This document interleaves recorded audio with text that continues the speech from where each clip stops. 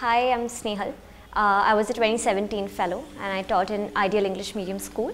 I taught the 7th and the 8th grade, English and SST. When I joined fellowship, my idea was very simple. I had worked in the library before, so I was like, I'm going to have a library in the school and my kids are going to read books. Stepping into school, it was at such a high stake. My school already had a library. My school kids were at an SVS 3. The kids were playing football, they were winning tournaments, they were going to MUN, everything was there. It was my role to take that forward, and I was like, okay, I had a small dream. I just wanted a small library for my kids, and I've been given so much and so much is at stake. How do I take this forward? The school team actually really helped me. My senior fellows were great. They actually helped me put in my ideas into what was actually already happening in school and take it forward from there. So that is when the art class actually came up, and I was like, okay, art is something I really love and I'm passionate about, and I've studied art. I'm going to teach them. I can relate to art the most because I was one of those kids. Like in school, I was bad at maths. I hated math, and I loved the creative aspect in my school. My school supported me when I was doing skating. They supported me when I was really great in art. I had a mentor who would tell me, okay, you love arts, you know, you can actually take this up as a career and you can study.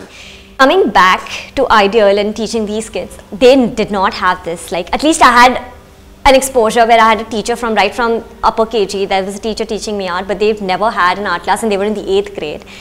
And I could see some of the kids struggling in class because they've never had any other outlet of expressing themselves, right? So there are kids like Sunny, like he's great. He took to art like so smoothly. He had no expression. Like he would come to school, he would do his own thing and like go back home and work with his mom. They'd never actually studied anything apart from the school curriculum which the school provides, the textbook. And the history textbook was literally all about how great Shivaji Maharaj is and how he got India its independence, and that was and their knowledge in world history was confined to just that. And it really appalled me to see where this situation was, and there was so much I wanted to do. That's when I actually planned on introducing a new textbook which was not a part of the school curriculum. I love world history, and I feel that I really wanted to teach them about the Second World War, and that's why I introduced the book called The Boy in the Striped Pajamas by John Boyne, and they took to it really well. They loved the fact that there were two boys involved, and the entire story is around their friendship and how they help each other in the concentration camps. Through that, I actually introduced them to the concept of that there's certain books which talk about real events, and there are certain books which is completely fiction. That's how I introduced genres to them.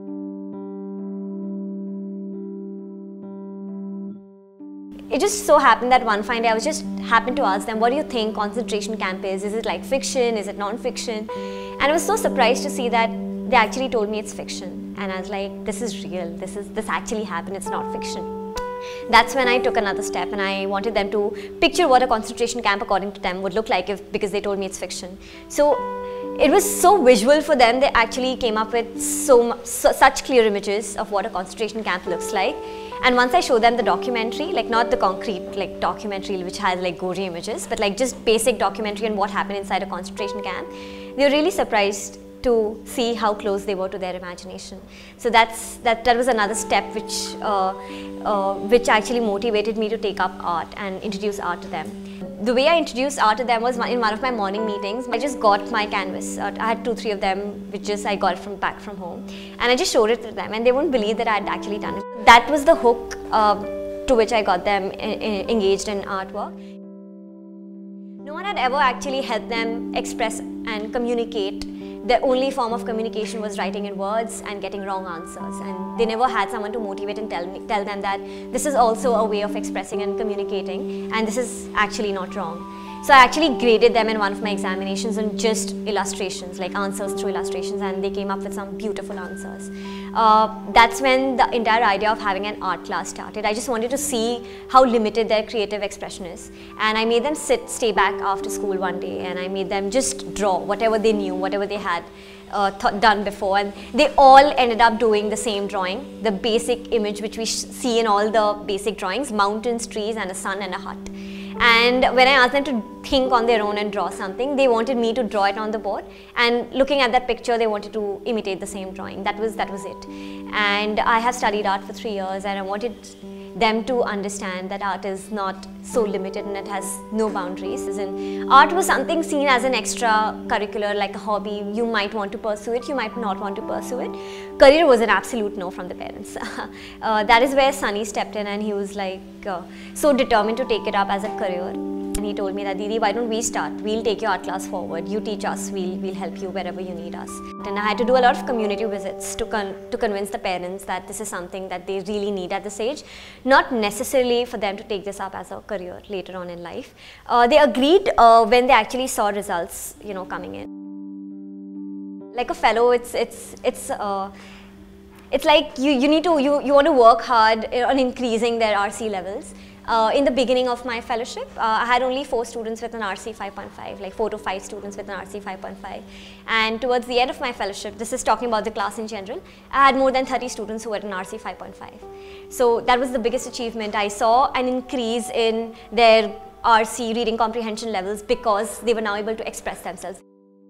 Saif has already been exposed to various platforms even before the art project started. He's been in the institute with Saif and Sujit before.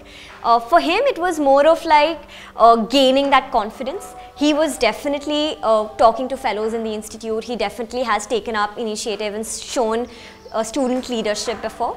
But this actually gave him a push. The school principal was very supportive throughout.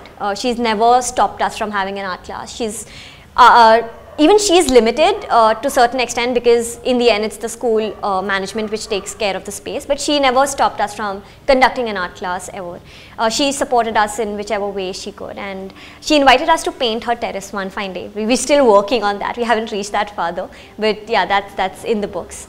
That's when the KER Nationals happened, and initially Aarti reached out and she wanted me to take the session, but then I wanted them to be a part of it as well because it's because of their support that I was able to do so much. Like the ideas came from them. I was just like mediator.